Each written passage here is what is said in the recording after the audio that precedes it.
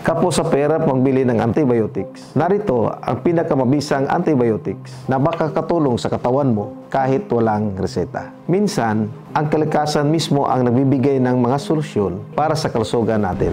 Narito ang 5 natural antibiotics na pwedeng makatulong sa iyong kalusugan. Una, bawang.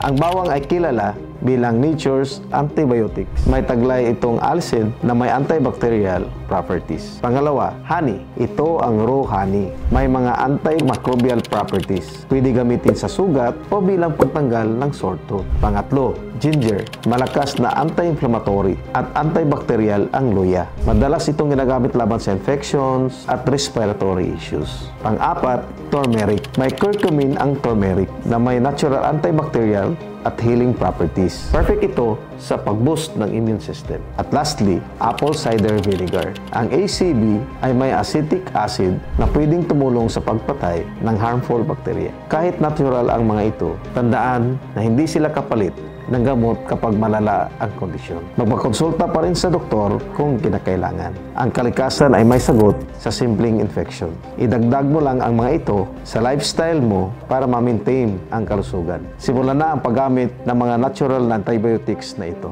Like and follow for more health tips.